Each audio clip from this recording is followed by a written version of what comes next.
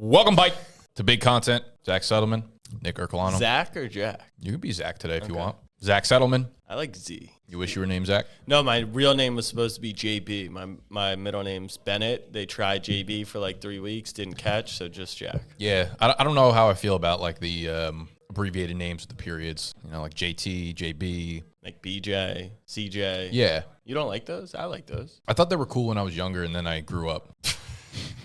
Well, I grew up 3 weeks, and I shed the shortened name. So As you should have. I'm Zach today.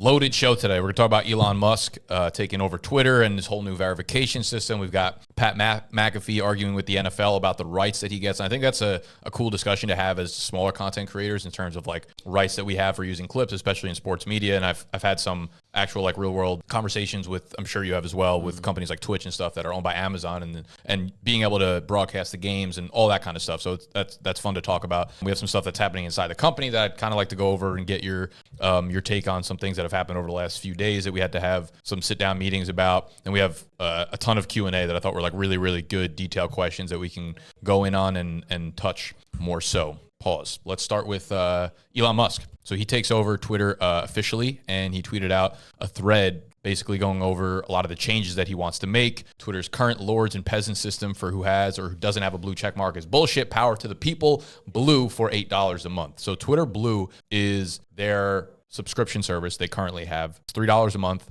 I have it. Is it great? Not necessarily. I think the most useful feature for me right now is being able to shoot out a tweet and then read it over and being able to unsend it within the first 30 seconds. You know, so a lot of people just tweet shit out, fuck up the tweet, and then like they're like sitting there, you got to delete it, and it's still set, you know, whatever it is. Are you part of Twitter Blue right now? I'm not. And I think Twitter Blue, one of the features that hit me would have been like NFT profile verification, which I never really felt like I needed. Is that only for Blue? I think that's only for Blue. I'm pretty sure. Outside of that, you can tweet longer videos, I'm pretty sure. Not a ton of features, but also only $3 a month. Big discussion in general, like, has always been, would you pay for Twitter? Twitter's my favorite application. Snap's obviously where we do the most business, but Twitter I love. I get my news there. I engage. I network very well on Twitter. I am verified. So I think it will be an interesting conversation. Relax. I know, relax. But you're not verified on Twitter. I am. So I just want to drive that point home. But now it's not going to matter. Elon Musk announced $8 Twitter Blue will get you verification. So I think the big discrepancy here is like everyone will have a blue check mark next to their name that pays for Twitter Blue, which is now $8 a month, but there will be a secondary tag below the name for someone who's a public figure. So the way you've become to know whether or not someone's a public figure was that blue check mark. Now there will be a secondary piece that actually lets you know, while the other piece, that blue check mark, will be for people who pay for Twitter Blue. So it'll be quite a mindset shift for a lot of people. They already have that. Politicians already have that. Like if you go on AOC's profile, like she's blue checked, and then she's got, government official. So that does exist. Where is that? I think it's on mobile. Maybe it's not on desktop. I could be mistaken, but it does exist already. So it's not out of the realm. Elon Musk, his major thing for buying Twitter was like, we got to remove the bots. We got to remove these fake people, this fake news, all this stuff. Imagine having like a passion project and spending $44 billion on it. Just hilarious use of wealth. But I think this is an interesting model that what most people don't understand is the blue check mark. You have to submit your government ID. So you can't really fake it. Like you have to go through this verification process. How they would onboard millions of people, that's not my problem. But I think it's a positive. Now, the negative, and people are going to say, I'm leaving Twitter. Well, that won't be the verification system for Twitter Blue. I think it might be. I doubt it. I don't think that would be the case sense. Because like I'm already part of Twitter Blue. You didn't have to do that for this for current Twitter Blue. No. This would be the new process for verification. Now I don't know how they would. Maybe it's AI technology. I don't know the answer, but I think the reply that I liked the most, that I think offers a nice counterpoint, is you want this to be a public forum, right? The town square. That's been your mission. You just want to remove the fake accounts from influencing that. Well, now it's pay to play. Right? He even said the Twitter Blue profiles will be seen higher up in the replies. Yeah, let's go. We can go through the value props here. He said priority in replies, mentions, and search, which is essential to defeat spam and scam. Ability to post long videos and audio, half as many ads, and paywall bypass for publishers willing to work with us. This will also give Twitter a revenue stream to reward content creators. There will be a secondary tag for people who are actually public figures. So what this looks like to me is I still think that Twitter Blue will literally just be a revenue stream for them. I still think like the whatever the public figure tag looks like will still be the thing that everyone's eye goes to. Like Twitter Blue just feels like this is a way for them to make money off of it, and this is like their Patreon service in a way. Like we're going to give you the ability to post long video and audio. We were able to do that before. I knew someone that like Twitter, she's like, oh, I'll give you the 10-minute upload mark or whatever. That's just like a box they can check on the back end to it. So it's interesting. I think I do think for Elon personally, you said it was like a passion project. I think this is really smart by him, right? It's a public forum, which he now owns. So he becomes, if you think of media outlets, I don't really know the numbers behind this, but I'm assuming Twitter is far more popular than like a news channel like Fox or CBS. Maybe, I don't know. Maybe I'm wrong on that, but whatever the case may be, he's basically buying the modern day news company, and now he's like the leader of it. So what if he makes I've talked about this in a piece of content. I don't remember when or where it was, but what if he decides that, okay, I have a really important announcement to make or something's happening. I'm going to just edit a new feature onto Twitter where I can pin a tweet of mine onto the Twitter timeline of every single person. Well, that's everyone's biggest fear, is that it's not going to be a public forum. And this is the first move to do that. And this is where security laws and all these laws might have to come into place because, it might not be the only place to get your news. But if 20% of the world is seeing his tweet and his message, like you said, pinned at the top of their feed, then he's controlling a large portion. It could be scary. Some would view it as scary.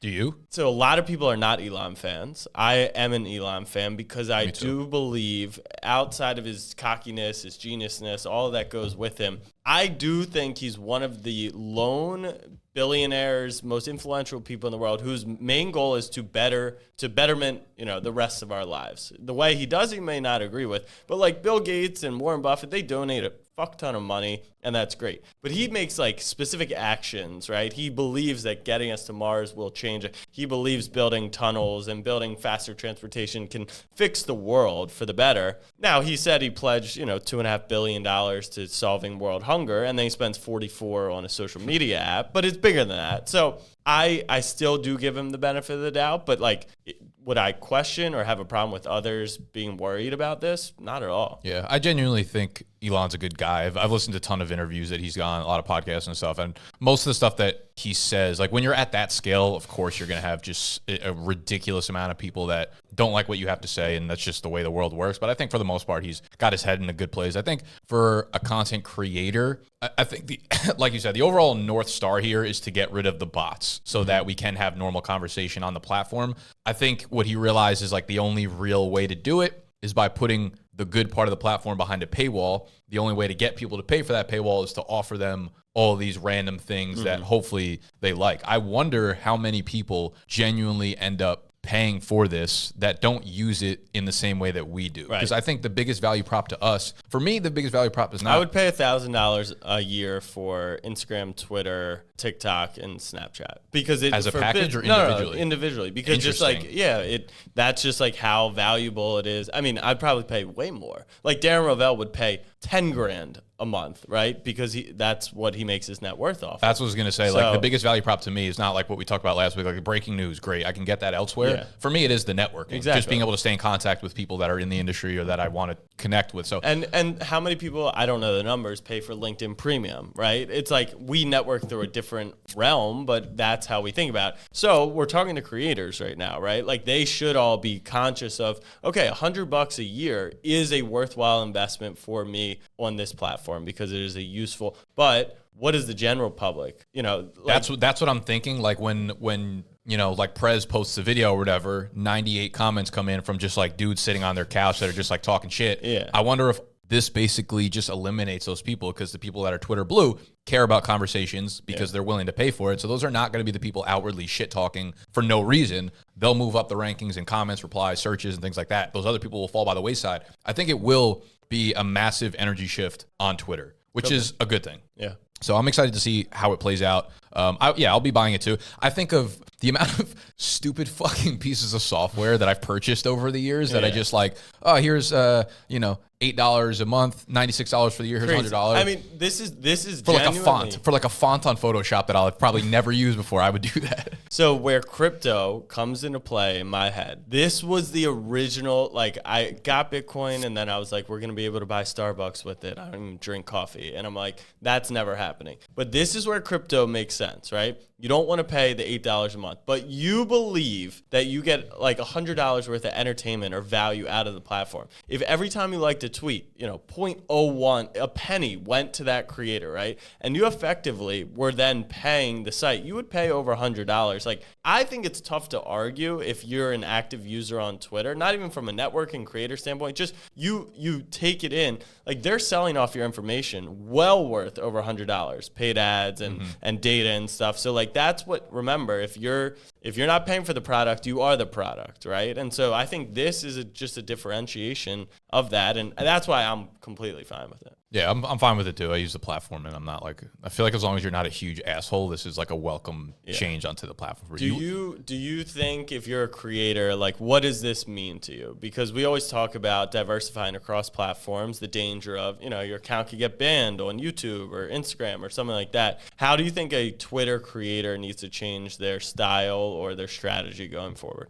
I don't necessarily think you need to change your style or strategy, but I do think it allows you to be more involved in the conversation. Like, if you're actually trying to converse with people and you're trying to like involve yourself into a community, you can now actually do so and have a meaningful conversation. Like, you can add value to a conversation without being drowned into a bunch of like, you go to a guy who talks about the Knicks or something and you want to talk about their starting five and who's on their bench that should be in the starting five or some shit. You can have a meaningful conversation because your comment that's well-intentioned doesn't get lost in the heat of things, while there would be other 95 comments that are like, this guy's an asshole, fuck this team sucks, sell the team, all that kind of stuff. So I think it allows the platform to be used how it was meant to be used in the first place. So if you're coming from a genuine place and you want to add value to a community, I think this will allow the ability to open that up. There'll be pitfalls of cutting audience, because as annoying as the trolls are, the sheer mass of users definitely contributes to the validity of the platform. It's like, I mean, he knew this coming in. It's basically one step back in an attempt to make two steps forward on the platform. So we'll see how it goes. I mean, at this point, I don't expect much from Twitter. Like, when I go on the timeline, I'm not like, oh, sick. Like, I'm really excited to be here. It's more like if I have something to do, well, like intention, like, oh, I got to reach out to this person. Let me plan something with them. Cool. Otherwise, it's like. Well, the last thing that's interesting, he didn't really elaborate, but he said that creators could make money potentially off of this. And I think that New York Times, right, their revenues and subscriptions have probably dropped because of the freedom of all the tools that we have. But if every time you click through, right, Twitter paid you based on that activity, that could be really interesting. Like, newsletters could then just they've made a push towards newsletters a little. I've seen product pages, products on people's. Have you seen what's the really popular tech dude? I am MKBHD. Yeah, look, so he's got products straight from his commerce store on the top of his profile. I've never seen that before, and I came across his profile yesterday. Yeah. That looks clean as shit. I really like the idea of being able to do that. My question, I guess, is like, we've seen almost every platform try to have these monetization options, like YouTube. Like Instagram shopping. Have you ever used that tab in your life? I have, actually. That's crazy. Yeah. I can't believe that. I think that's a great path for monetization on that platform. And I bet I think it got really popular at one point. I think they kind of like decided, because I think at one point they were like, our direction is going to be to go more towards a shopping platform. And then video started popping off. They're like, now we're going to be a vertical video. You know what I mean? I think they're like all over the place a little bit with that. But like, YouTube has a subscription option. Like, if you want to become a member on my channel, it's like cool. And they're trying to become like the all encompassing, like one-stop shop. And I think that's what they're doing with like YouTube handles now, that channels can have handles. They want to become like a community tab as well, where you can have conversations. Most of them have done a poor job of allowing the creator to actually monetize on them, because they're just like, oh, they're using this platform over here, like Patreon, to monetize this way. Let's just try to take that, because they're already here. They're going to use it. And it's just like, users on the platform are not used to that type of thing. So it's like, how do you, and I think the newsletter works perfectly because people are already writing. So it's like, you like someone on Twitter, you like their writing, so pay for their premium. Yeah, let's talk about Pat McAfee. He basically went off because he, as a company, you can explain it. Yeah, so Pat McAfee, he has the Pat McAfee Show, probably does 80,000 to 100,000 concurrents. They They do more live viewers than the NFL draft does versus the NFL's YouTube. They just absolutely crush it. He's the most exciting creator in the sports space, in my opinion, right now. They were the first solo media company, so not some big, venture-backed ESPN, Bleacher, etc., to strike a deal with NFL highlights, NFL films, to use highlights on their show. It was never disclosed how much they paid until Monday Night Football, Browns-Bengals. They're doing their show for that Monday, and they announced that the NFL came to them, the lawyers, the legal team, whoever they work with there, and said, you obviously pay for the highlights, you can continue to use them, but you can no longer use logos on the show. That's not in their terms of the deal. McAfee, he's a generally positive person, seems like a really nice guy. He went off. He was extremely transparent. He was like, we pay $4.5 million a year to use highlights, and now we can't use them anymore. We cover the league in a positive way. We've spoken about it for the past 3 years. We don't talk about CTE and concussions and insurance and all maybe the negatives, and we could get into that as well. So he went off on that. From being smaller content creators and building media companies that can't shell out $4.5 million, we kind of face our own restrictions. What's your take on this situation? It feels like it's like the NFL is gatekeeping right now in a world where the power dynamics have shifted so drastically towards individuals and content creators, and they're just so powerful because of like the TV rights that they don't actually have to conform to the way the world is working right now. This feels like something that's going to change, but it might take a really long time. And in 20 years, we're going to look back and be like, that's crazy that they did that. In the same way that, like, again, if you wanted to become a famous personality, you had to go through the executives at a TV company or whatever, and they have to give you the say, and then you can get put on a TV show and get popular. Nowadays, like, we can just come on YouTube and say whatever we want, and if people like it, they follow us.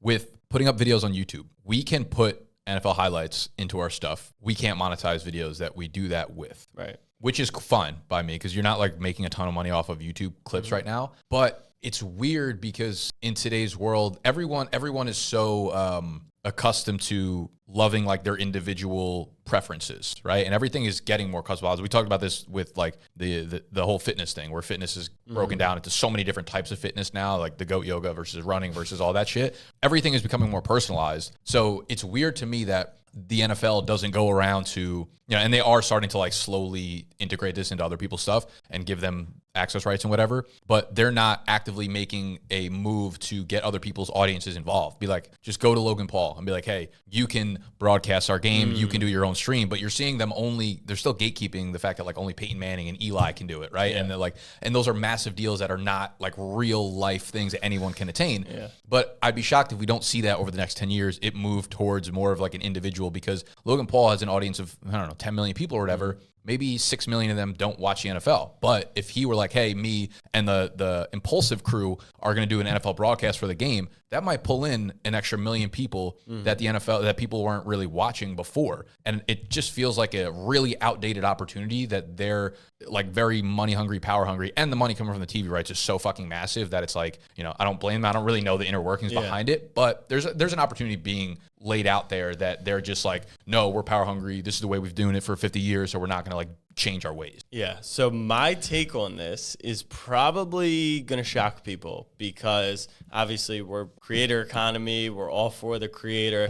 What is the NFL supposed to do, right? He pays $4.5 million. That's an insane amount of money that no creator can really fathom paying. Amazon paid them $10 billion over the next decade, right? There's the levels to this. So if Bezos came to, Goodell and said, hey, we're paying you billions, they're not paying for those rights. Like, what are you supposed to do in that scenario? The NFL saw 25 of the top 50 viewed, live TV programming last year. So they still own live rights, live television, and they don't, you can make the argument they don't need the creator. Then you have the complete opposite. The NBA, all in. Whatever creator wants to do whatever, they don't ding you for anything, they don't attack you for anything, they let you do. And that has 100% correlation to the rise of the NBA Twitter, all that goes into that, right? Like, so much more is highlighted around the court in that league versus the NFL. NFL, it's mostly the on-the-field product. So I can't blame the NFL. like you said, in the next 10 years. How do we view that? I think a major kind of fork in the road will be the next generation. Because if you eliminate gambling and fantasy, and red zone, who's watching the NFL? You can't. That is an unwatchable product. And if you have people who start speaking out like that and highlighting that, like, this game isn't that exciting, you need the extra factors to it. You need the people, the personalities that bring the audience in. And that's why I'm like, okay, so Amazon buys the rights, but Amazon also owns Twitch. So let people live stream the game. Yes. YouTube would never, you're not allowed to do that. It gets pulled down anytime you try to do it. You got to go to like crackstreams.biz or whatever to watch the game. I feel like it would do them some justice to allow their creators to do that. And the monetization, I don't know, do whatever you want with it, I guess. But we got on a call with Twitch, we were in the office at the time, it was early on, maybe 6 months ago. There was someone from Twitch that like follows me on Twitter. He's like, yo, I heard you talking about it in a podcast, like the fact that you guys can't live stream the games with the games up on the screen. And it's like annoying because it's like, we can do a live stream for Monday Night Football, but like, it's just a camera watching us on the couch. It's like, that gets boring after a while. We'd love to have the games up. Kids like, oh, I know the head of, I work at Twitch. I know the head of this, whatever. They're like starting to open it up to more creators. You guys should get on a call. Yeah. I got on a call and I was like led to believe that like we might actually get access to do it. He was like, yeah, like only like 3 or 4 of the top creators in the world are like being able to test this out a little bit. See, that makes no sense to me. Like, if Amazon owns Twitch and they are pushing that, if you're trying, you can spin the numbers however you want. Like, it's not taking away from that stream. It should still count towards it. That's I understand. Yeah. Right. That I totally understand. So, yeah, that's a little bit surprising. I mean, it's surprising and not surprising, right? Like, yeah, I just feel like, listen, it's a big undertaking, obviously, so these kind of things move slowly behind the scenes, but I just don't see a world where in 20 years it doesn't play itself out to where people that want to watch the NFL are not watching it via the people that they want to watch it through, right? That's just the way the world is. Like, the most common complaint, if you're on Twitter paying $8 a month, is like these analysts suck, or these commentators I hate suck. Joe Buck. I hate Troy Aikman. It's like, all right, they gave you Peyton Eli. People loved it, but there's a lot of people that like don't. And it's like, you give us 15 options of doing it. Like if Prez and Big Cat did a game where they were the ones broadcasting it, there would be a lot of people watching that, and it would be a lot more exciting to do it. And just do that with every fucking individual content creator, and then eventually you have like the funnest game ever. Like, let me hop on Jack's stream, let me hop on Nick's stream, let me hop on Big Cat's stream. Like, that's the way I envision Amazon live sports attempted happening. it with Dude Perfect. I think a good attempt, a strong miss, in my opinion. I think they overestimated Nickelodeon, right? Overestimation of, they're trying to get the kids, but start like we're kids, don't start with 6-year-olds, in my opinion. Ones who like barely even know what football is. They can't follow the game. Exactly. Yeah. All right. So Elon Musk, we have Pat McAfee. Yeah. Let's talk about a meeting that I called yesterday, intra office. So there had been like, when the season comes around for us, the NFL season, our stuff starts to get very, the NFL is week by week Monday. by week. You know what you expect Monday, Tuesday, Wednesday, Thursday, Friday, Saturday, whatever. It's cyclical, and it can get stale for us as creators, but more importantly, like us as a media company. You'd like to think that being in the position that we're in and doing the work that we're doing, it never gets stale, right? Like, you're always able to come up with ideas and be creative and whatever. And I had felt this like a little bit of a staleness, like the energy was down and we weren't like pushing towards something. So called a meeting and I basically just like laid that out. I wasn't blaming anyone because, I'm fortunate enough to like look at it from the mindset that it starts from the top down. Like, I'm the one who needs to set the tone. I'm the one who needs to have the energy if we're going to go in the right direction. So I was just kind of like picking their brains on what we think was wrong, because it felt like we were lacking a little bit of urgency, and I didn't know if it was because things get cyclical. And I get very, not in my head, but I get kind of bored doing content in the season because it's the same thing. It's so repetitive. So I'm like, okay, maybe this is just a company-wide thing that's happening. Maybe it's just resonating from the energy that I have to everybody else. And then there was part of me thinking, maybe it's because we don't necessarily have an overall goal that we're all working towards at the same time, right? Like we know like Tuesday we're sitting down to do this piece of content, Wednesday this, Thursday this, whatever. And it's the same thing. And it's like, but what are we doing that for? Is there like a revenue goal we need to set? Is there, we've talked about this, but like a project goal that we might all feel more inspired working towards? Like we're just kind of doing a lot of things and we don't know what we're looking for in return. And I think it's important for like the human psyche to have something that you are working towards. So we sat down for like 2 hours and a lot of it came down to the fact that like we're all kind of on our own pace and schedule. So rather than like working as a team towards one thing or multiple things, it's kind of like a bunch of people on like mercenary missions, like doing their own thing.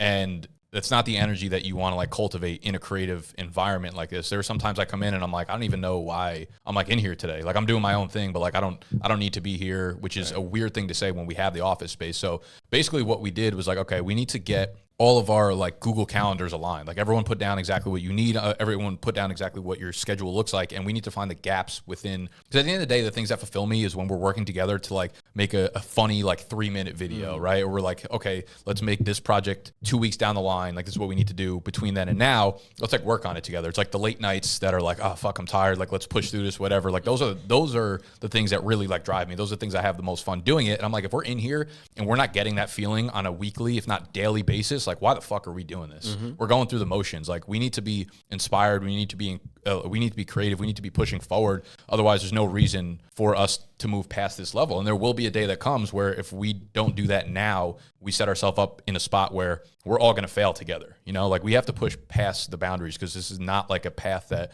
a lot of people have gone to before. So it's like we need to continue to try to innovate. And like some of it came from complacency of Ike's lunch blowing up, and then we're like, okay, like we have this nice little boundary to sit on. Yep. Let's not push forward. And I wonder, like, if we never hit that bump, what would we be doing? We'd be more inspired. We'd be more creative. We'd know we'd have to push harder and experiment more. And that became a big concern for me because I'd felt it a little bit over the last few weeks, and I was like, I can't really sit on this anymore. We need to like talk about it together. So we had that meeting. Things went well. We got all our calendars in a line. So now we know where we have, you know, chunks where we can be filming and have creative brainstorming and stuff like that. And there's a lot of it that they felt as if it's hard to get everyone together at the same time. It's hard to, you know, if Tony was like, yeah, if I come up with like a project or a piece of content I want to work on, it feels like I just have to push forward with it by myself and there's no one like helping me out with it or whatever. And I'm kind of thinking like, okay, there is some sort of responsibility to you if you want to be the head of a project. But at the same time, if we get all our calendars together, you always have a spot where you're like, Animal, I'm going to pull you for an hour on Tuesday when you have this big opening. Let's sit down and brainstorm this idea that I want to push forward with, you know, because if we're not, I look at it a lot like Barstool, man. The way that their business runs is they're individual mercenaries in a sense, pushing forward with ideas and projects that they have. And some of them are successful, some of them are not, but it's not like one person giving the okay on a lot of things, right? So I was basically saying like, I need you guys to push yourselves. It's not going to come from the top down. Like we have projects that we work on collectively, but the way that we push forward is having everyone bring something to the table and like being accountable, being responsible for the things that you want to see happen. Because if you don't make it happen, it's not going to happen to you. You know, like that was the overall like message. And I think we're in a good spot right now. But yeah, it was just like an uneasy feeling. Like, I wish we filmed a little bit more of it, but it was just like a raw conversation that I think, you know, needs to happen in here. And I've kind of battled between like, do we have like individual meetings every month or every week or something like that? But I'm not like a micromanager type of person. But some of me feels like, okay, maybe I do need to stay on top of these guys because we need more practical, tangible goals that we push towards every single week rather than just having like aimless tasks being done. I don't know where to start. I think. Did that make sense? Yeah, okay. Because I don't know if it was Halloween. I don't know if it's the fact that we're going to week 9, which is, you know, the dead half point of the season. I don't know if it's the fact that it turned to November and it kind of feels like, all right, the fall is ending, but it's also starting. I think I had that same conversation with 4 people yesterday. Like, no joke, this idea of I'm going to every single Monday Night Football game. It's fucking sick. Everyone wishes they could live this dream. But now it's a feeling of one, like, when is it over, right? Because it is the same thing every single week. So how do we not get complacent with it? How do we come up with fresh ideas? I think Halloween actually helped, right? Like, it was an obvious one. We did the costumes, we got on TV, but like we had fallen into a rhythm. Now, I think like in general as a creator, right, when you do find that rhythm, that is generally a positive thing because then you can churn, then you can get more content out. And I think quality is great, but quantity is obviously hyper important too. So we're trying to figure out, you know, how do we capitalize on the back half of the year, but also like how do you in a cyclical schedule, like make sure that the work gets done because it is just as important. So what goals did you set, I guess would be the question. We didn't set any specific goals right now that I think we need to be tangible with, but I guess honestly, as simple as it was, I was like, everyone needs to get their count because we never use Google Calendars to look at what each other's schedules were. Yeah. And me and Animal have gone back and forth on like, because he comes up with 10 video ideas a week that we could hammer out, but we like almost never push forward with them. And a lot of them is because we just have disorganization between each other. And I'm also going to say because you don't have those goals, we don't either, right? It's like, if you set a goal, which is like maybe just let's create funny viral content, right? Then that would help pick between the 10. But we're in the same spot. Everyone asks, what's the goal of Snapback Mondays? And I always say 3 things. 1, meet the fans. Like I think just touch points in different areas is important. 2, to make money on it. Well, we already did that. We already sold against it. 3, to get viral moments. So maybe if we recalibrate it and we're like, all right, Halloween was great. Like, how do we go viral in New Orleans? How do we go viral here so that it doesn't stay stale? Because now we're doing the same man on the street content every week. It's trivia. It's would you wear this jersey for $20? Like that stuff is going to get stale. So we need to kind of recalibrate. So I think, goal setting is important. Yeah, it's such a tough line between process and results. Because I look back at the summer when I was like busier than any time I've been throughout my professional life. And it was like creating BDG3 and the Bash was like super fulfilling. 'Cause it was a project that we were all working on together. We all knew like launch date was here. We got to work towards that. Here are the things we got to hit on the way. You know, I had different products like creating the draft guide and all this kind of stuff that I was working on with my developer. So I had these like goals that I was tangibly working towards. And when you're in the season, it's not really there. Right. And then the offseason hits and we'll have to like renegotiate our deal. It's like that'll be a milestone for us. Like we'll celebrate if we sign a new deal or renew our deal or whatever and we hit a big one. But then all that does is allow us to continue doing what we're doing. And if we're not doing shit that we're enjoying, then what was the point of doing it? It's just a cycle. Right. Yeah. So I think like ultimately, I don't know. I'm just kind of like talking into the air a little bit right now. No, I'm with you. Yeah. I always joke that you're the one with the vision and you see yourself, and I'm just trying to go day by day and figure it out on the fly. But I think like one of those things might be just growing the audience, right? And that's huge. But can you you don't necessarily need to put a goal on the specific number, but like if that's a goal you can attain. Yeah, the audience is a goal that we can attain. I do think it comes down to like what I want to do, I think, is have each of them, this is kind of just an idea I thought of, but like have each of them pitch me on 1 or 2 projects that they would like to see come to fruition. Yeah. And then me kind of like oversee or help them make those things into real life. Because I really do feel like at the end of the day, no matter what job you're in, whether it's doing something like this or you're in an office building where it's, you know, like accounting, I think you need to feel fulfilled and like you're working towards something and like you're working as a part of something. And if you don't have that North Star, you start to feel the randomness. You start to look for the fulfillment in other things. And then you're putting this on the back burner for it. So I'd like to see a few projects that we have as things that everybody's working towards, whether that's together, which I would ideally like, but I don't know. What's your opinion on kind of, I don't want to say putting on the back burner, but like I actually don't have a problem with us just being focused on these next 2.5 months of football and doing the week by week stuff because that's what we set out to do. And then when March comes, being like, all right, how do we plan, whether it's for next football season, for the summer, whatever it might be. Like planning long-term versus short-term? Just in general, like, you know, you're frustrated that there's no urgency, but there's also like, this is the season where you do this type of content and it becomes cyclical and that's okay. Yeah, I go back and forth in my head about that. I'm like, it's okay. But I just, it's more of like a feel thing for me. Like sometimes I'll just walk to the office. I'm just like, we're not doing anything right now. Like, yes, we got the things done that we were supposed to be doing, but like, why don't we have more ideas? Well, like, isn't that the general entrepreneurship thing is like once you go and do your own thing, it's like you feel like you should be doing something 100 hours a day. Maybe, yeah. Right? But like, and you pay for the office. Every second the lights are on, I know you don't pay for electricity, but you pay for the... I do. You pay for a fucking lot for electricity. Sorry. You pay for the light, you know, you pay for all that. So it's like, let's do. But, you know, some of that we've talked about. Like, we can only work for so many hours a day. No, I feel you. I don't think that was this for what I was referring to. Complacency is very fucking real right now. Yeah. I mean, just in general. Dude, once you head into Thanksgiving, December will be the worst month ever. Like, nothing gets done. No one's here. It's cold. Like, I see myself already looking past the season to start working on like our rookie draft guide. Like that's what I'm saying. And I'm that's what I'm saying. Like, is that okay? Good. It's not. I mean, no. I would say no. I don't know if there's a right answer, but for me, the way I look at it, the way I'm interpreting things, like, no, I don't want that to be okay. You know what I mean? So all the creators, right? All the different industries, there's different height, you know, and low periods. And I think this is something that everyone will feel is when you're in it, do you push, you know, pedal to the metal, you're all in, go crazy during football because then you're going to relax during the summer? Or is it more of a balanced approach? You do what you have to do during this season and then you kind of plan and build, you know, this other stuff in the off season. Yeah. I mean, the way I'm looking at it now is like, we're not a football company anymore. Right. We're a full-time company all year round, full-time sports, media, entertainment thing. So it's like, I don't think it's ever okay to take the fucking foot off the pedal right now. We're just trying to figure out together,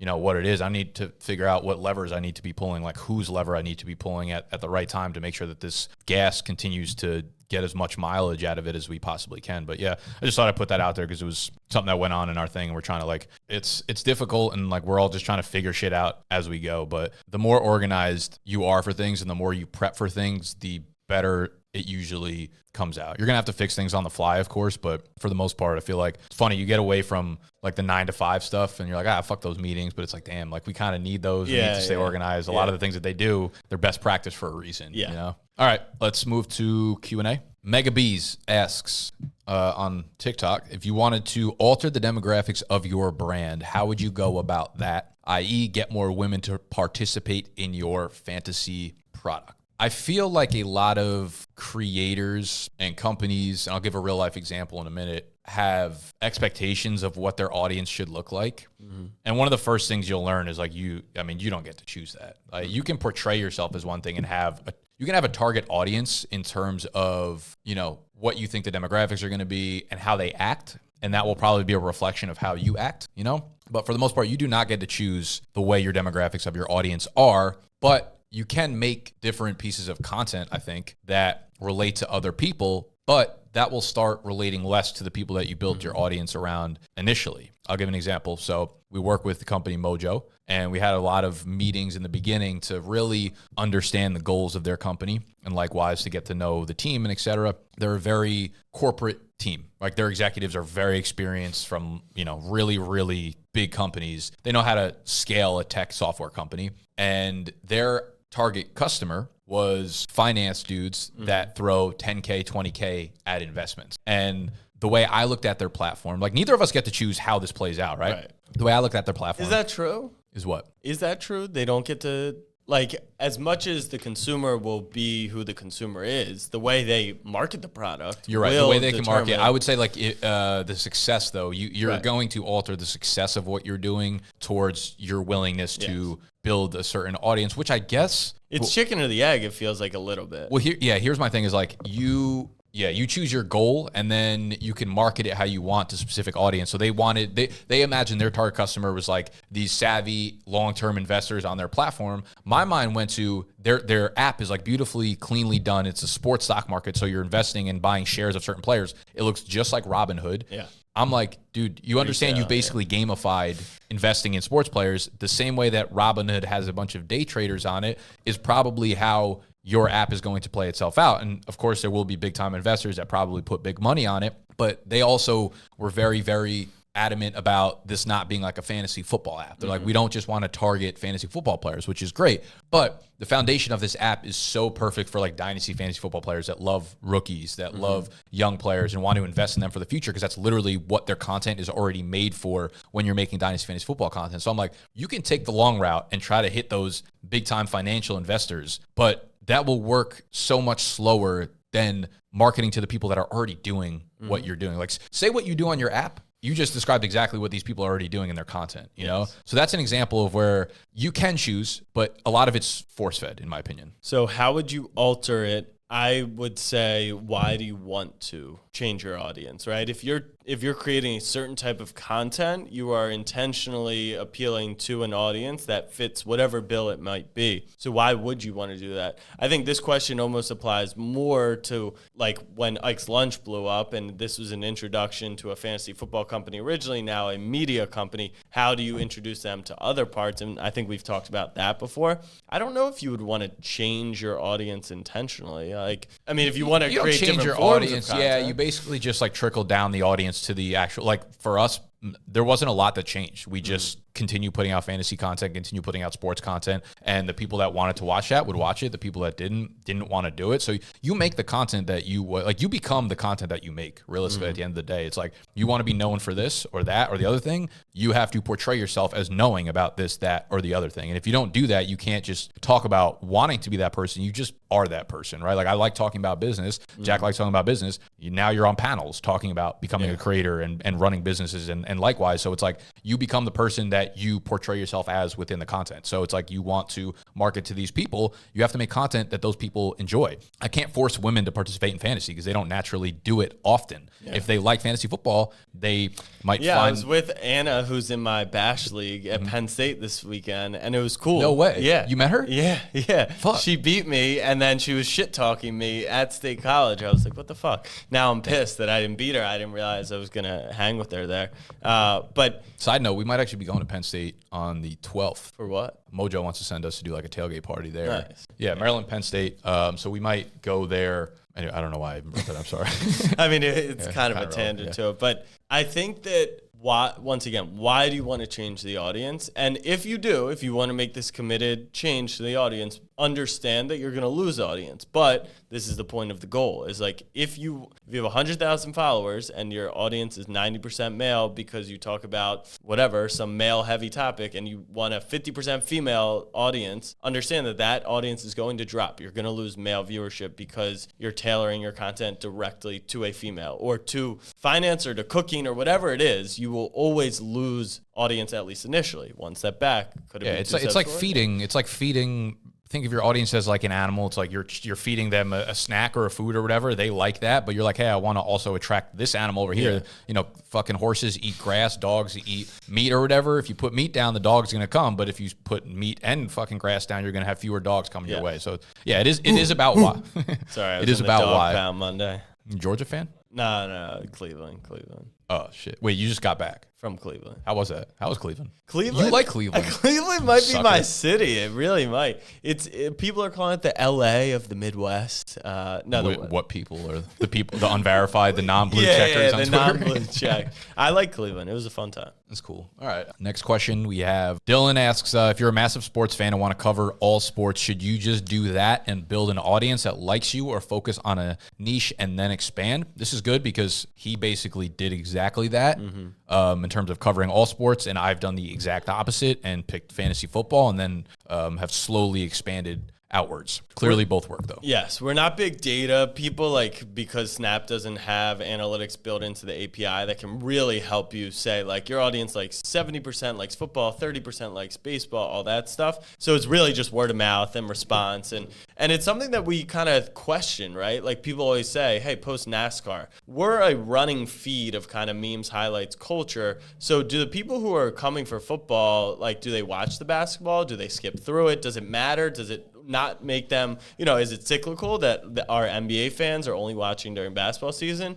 World Series, is when we post a lot of baseball as opposed to the regular season. We're posting football in September. So I think that the answer is, once again, pick what you want to do first off, right? And if you want to go holistic, understand that I think that will be tougher. I do think niche and then build from there is easier. But storytelling gives you more options, right? Because if you want to be a TikTok storyteller, Frank Michael Smith is awesome. Kieran Care Bear is awesome. And they haven't picked a sport. Now, you also have to understand certain sports are going to see more attention. You also have to understand small fish, big pond, big fish, small pond, right? We're covering NASCAR this weekend, which is going to be super sick. I'm one of very few creators who will ever touch that sport at this point. So the viewership, is going to be higher and heightened, and we'll get more access. So it's kind of just, what do you want to solve for? The answer is both obviously can work, but I would guess that niche up, but then that could lock you in, right? You're not locked in. You've done a nice job of expanding. But if you did go, you're a pickleball media company like the Dink, they're not going to tennis anytime soon. They are very niche down. That's okay. They're the biggest one. There's two of them, them in the kitchen. So I think it just depends what you want to do. Yeah, I do think it goes back to what your goal is and then figuring out from there. You seem like you're extremely passionate about covering all sports. My concern is I get it. You're passionate about all sports. You're probably a one-man person right now. Covering all sports can be all-encompassing because the way you cover different sports is so drastically different because football happens once a week. Right. So it's not tough. It's not tough for me to recap everything that happens on a Sunday in a Monday game. Yeah. Basketball, baseball, these are every single day. Very true. And a lot of these sports are overlapping with each other. So how are you really going to cover, you would rather cover one sport really, really well than 5 sports at 30%, right? Because then no one comes to you as the guide. You're just throwing out kind of random things at once. So there's a time and place for both. I do think expanding in today's world, it's tough to just cover everything at once. You know, like you started doing it a long time ago, so you got in at a good time. So not going to say it was easy for you, but it was like a much easier time. No, but when we did our sports podcast, it's a problem, right? People don't want to come listen for general sports. A lot of fans want just like the Vikings or the Vikings offensive line. You know, they want hyper specific content to them. So I think niching is good. But then you also have situations where like guys cover the NBA or beat reporters cover just the team. And in my opinion, it can cap you unless you are a special talent who can, you know, live through that cap. So it's all kind of, it definitely what do you want to do for a living? Do you want to cover the Chicago Bulls? Like you can absolutely become a Chicago Bulls creator. All your brand deals are going to come from Chicago-based companies. It's much easier, in my opinion, to monetize and become that thing if you are down to a very specific focus. That's interesting. Because you have a really dedicated target audience, and they know exactly what you're giving to them. Your engagement will never be higher. Your engagement's really high. Your products can be very specific as well. But like you look at a company, like let's say Mojo had only gone, you know, where they're legal in New Jersey. That eliminates a national creator or a Cleveland creator, right? Because they're not there. That's like illegal. That's a little bit different. They're constricted by that. Yes, but if they had the opportunity to go to all 50 states and they said, hey, we're only opening in New Jersey, it'd be fucking really dumb, obviously. But I'm saying like whatever. Let's go back to our fitness example. Niche, right? You want to just do biceps. Okay, well, is it niche or niche? I think it's niche, but everyone always says niche, and it's easier to say on the podcast. Well, I can niche. never get it right. You've always niche. said niche, so I started saying it, and now you've said niche. Yeah. Niche. All right, we're going back to niche. Let's go back to the fitness example. You're a bicep niche, right? You can't sell a leg machine. You could dominate biceps, though. So it's not just state-by-state regulations. It's product fit. So I think it's really dependent on what you want to solve for. Yeah. I think the way to do it nowadays is to go deeper on a specific thing. And I mean, listen, that's where I would start. Yeah. 100%. I would pick a topic, go in on it, and then if you have the bandwidth to go, I think a mistake that a lot of people make also trying to get into the content game is like overshooting. Like, hey, I'm going to do 5 episodes a week, and it's like, nah, dude, start with 1, maybe 2. Like cooking, I would do like buffalo chicken recipes, right? You could just start in that, like that's how small you could go, and then you could go chicken recipes, or you could go buffalo items, and like you go dinner or breakfast or lunch. Perfect example, Max the Meat Guy. Have you ever heard of him? He's awesome. Makes incredible content. His name is Max the Meat Guy. You would think he makes all meat-based content. That's where he started at. He hammered meat, 48-hour brisket, and these big sirloin Love steaks. That shit. Oh, it's amazing. Well, now that he has 1 million followers and he's all over the place, he's doing surf and turf, right? And so now he's established himself as this guy. a food creator. He's got 5 million TikTok followers. He definitely doesn't only talk about meat. But I think the fact that he went Max the Meat Guy definitely helped. But and being that specific also allows you to have like really deep opportunities. Like he could partner with Omaha Steaks and probably sell 1 million fucking steaks. He could literally start his own meat line maybe if he got a partnership with like a farm or something. Be like, hey, Max and Meat Guys, these are all like organic, 100% grass fed or whatever. It gives you the opportunity, I think, to really productize and really have the right partners and stuff. I like the idea of niching down, whatever you want to call it, and then expanding out as you have the bandwidth for it. Yep. Nicholas, what is the most important aspect in the process of making thumbnails? I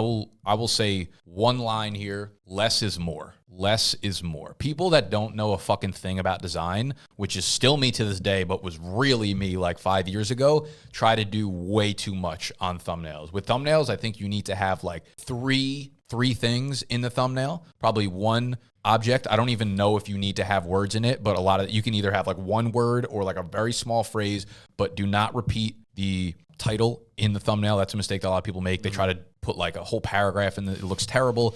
What you want to do is really tell a story with the thumbnail. It's like get people intrigued, have like a key word where you're like, oh, that's interesting.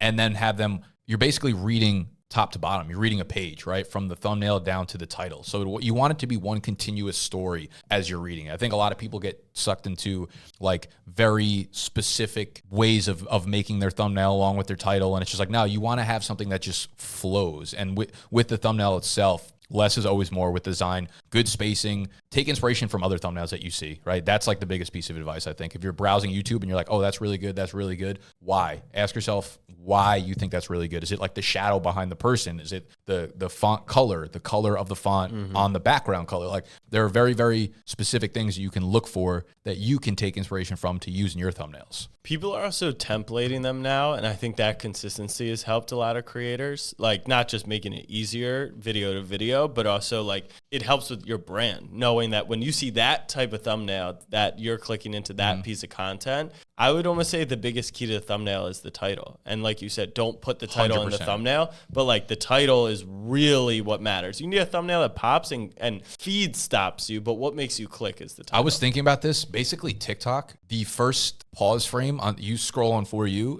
and that video pops up before it starts playing. That is the thumbnail for a video. Like straight up, the YouTube thumbnail. And the text that people put on the screen is literally the title of a YouTube thing. So if that gets you, I find myself like scrolling. Yeah, first second is the biggest thing in the world. Yeah, I find myself scrolling, and if like the title isn't something that intrigues me right away, I don't care what the video looks like. Like you being really pretty or you doing this or that or the other thing, not going to stop me. But if it says something that I'm like, whoa, I kind of want to know more about this, it's literally the YouTube thumbnail is the first second of your TikTok video. And to bring it to you guys, I think animal starting every video, to your point, is like what makes Ike's Lunch almost we won't more change that because we think the algorithm knows animals. I agree. I think people see animal and they're like, okay, this is Ike's Lunch. They're at ready ease. to go. Yeah, 100%. Or anxiety is heightened. I would for sure go look at people outside your space, right? Like we did something kind of drastically different this year. I've almost meme-ified all of our thumbnails for fantasy, where every single fantasy football YouTube thumbnail is like the same thing. So really like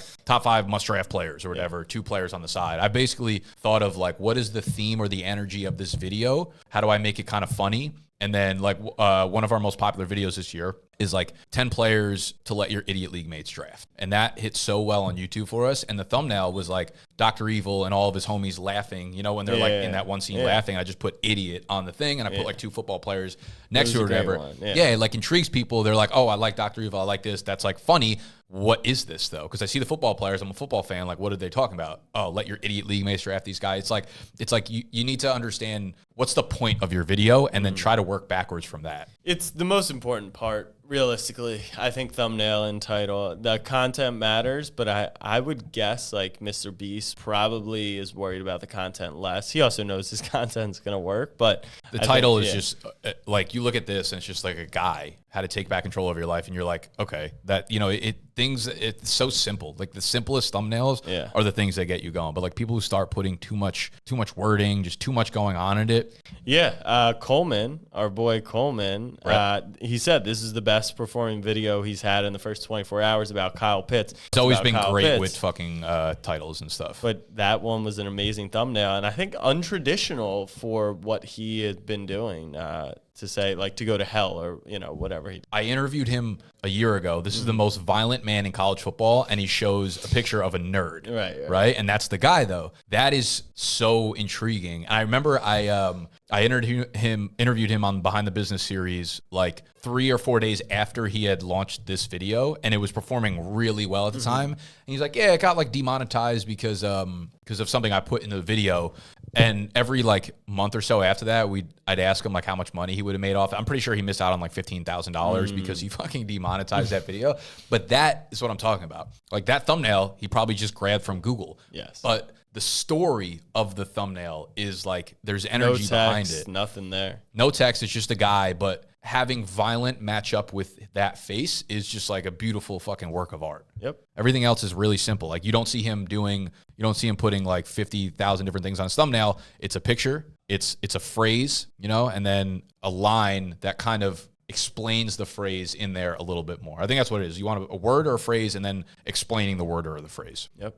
All right, we'll answer. I want to talk about Scott's question. We'll do it next video. He basically was like, what would be like an ideal team size to grow up to without becoming like big media, basically? Interesting. Have you ever thought about that? Like different pieces that you like, say someone gave you like $300K tomorrow to spend on salaries, like the pieces that you would add to it? Interesting. No, that could actually be like a segment by itself, like a TikTok segment. I've thought about scale before, and then this idea of keeping a lean team. And it's funny that we're going through probably like a weird but very realistic thing. We're a very lean team. I believe in that. I believe in profitability in media because a lot of companies just raise and they build content and they're trying to get bought or something, and we have to be profitable. And, you know, Casey's sick right now. Alex isn't feeling well, and our video editor is on vacation. So what happens to a lean team when very real life situations You gotta get your happen? editing skills up, Jackie. Exactly. Yeah. I definitely have some views on this in terms of like adding developers, adding content creators, things like that. We'll talk about that on the next episode, though. All right. Before we end, I feel like we have to give the listeners and the audience something. So you're going to come to the Knicks game with me tonight. Should we do like a 5-minute live brainstorm on like, should we try and get a piece of content in some creative fashion? Like you vlog when you go to games, every once in a while. When I go to Knicks games, that's actually like my sacred place. Like I don't do fan meetups. If I see a fan, obviously, it's like church, watching Jalen Brunson play basketball.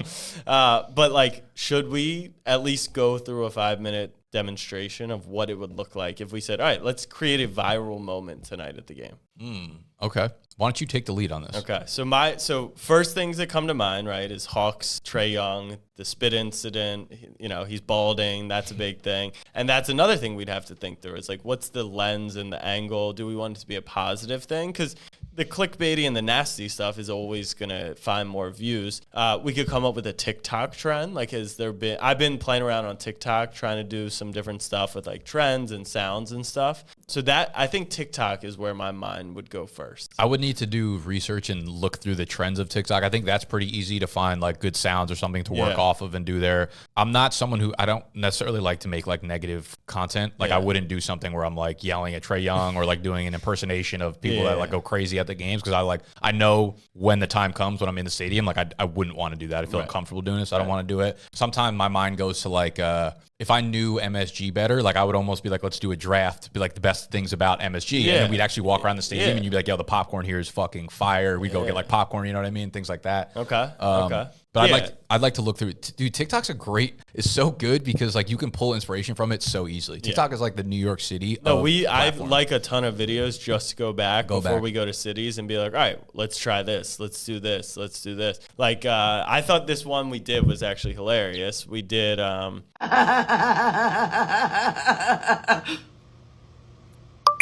is funny. Like that's just a good sound. Now it only did 4,500 views, but other stuff like at Penn State, I did "Who's the most famous person in your contacts?" because I knew I was going to be with a couple famous people, and then just completely random, Gus Johnson was on my bus, so I took a video of him that went viral, and we did best Boston accent.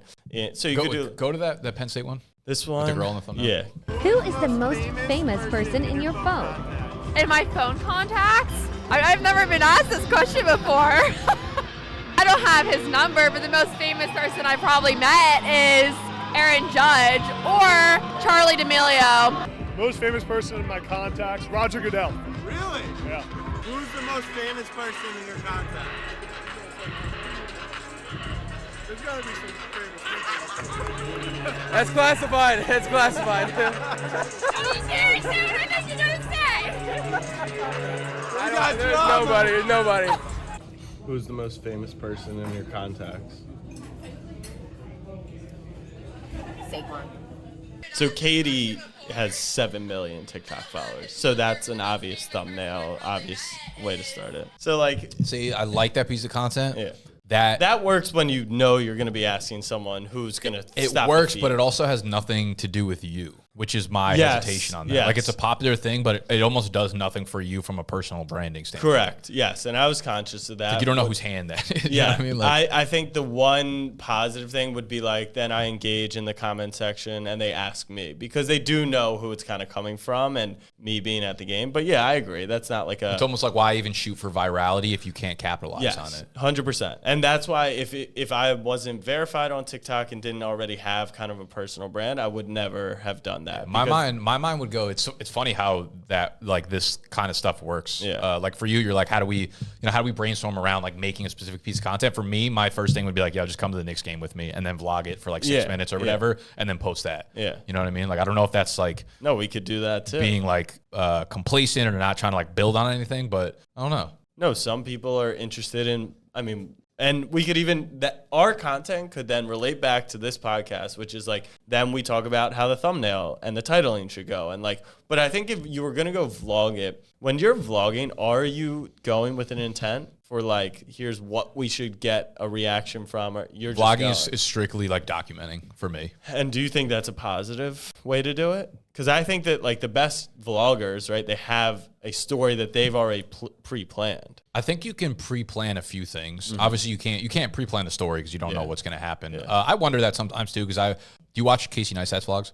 Every once in a while, Yeah, so he just I watch them like infrequently, but I watched one yesterday. He was like Halloween in New York City, and it was literally like a 4-minute vlog, but just like a crazy amount of energy within like a 3 to 4 minute period. I'm like, he can't really plan for this. He kind of just like followed himself riding a bike down 7th Ave, and then things kind of like took off after that. I'm like, there's probably not that much thought, but maybe he was like, yeah, I need these 7 shots. I need to explain this, and this other thing. And again, it goes back to the fact that like preparation does go a long way. So if I sat down for an hour before I went to the Knicks game and I was like, I want to do these 5 things for sure, the video would that be vlog so would be much better, exponentially better for sure. I would say like preparation. That was another thing that I was talking to them outside in the meeting yesterday. I was like, end of the day, it feels like if we're not preparing for these things, if we're not organized, like no one in here is talented enough to just like show up and be good enough, myself included. I was like, 100%. Everything takes that work to be put in order for it to be higher quality. So yeah, maybe I'll sit down for an hour or so and think of different shots or different things that I want to get, whether it's as simple as like game footage, food footage, you doing your NBA Top Shot thing before the game, you know, trying to get into whatever, like a couple funny skits that would go a long way. I mean, I still have the Spider-Man and Batman costume, so you trying to go in those? There's always a little late Halloween action. I already did it with your boy Spider on Sunday. Oh yeah, fuck. All right, I'll plot. We'll see what we land on. But I think this is a fun 5-minute exercise that shows to the creators listening how our minds work and how preparation is key. Beautifully said. All right, there you go.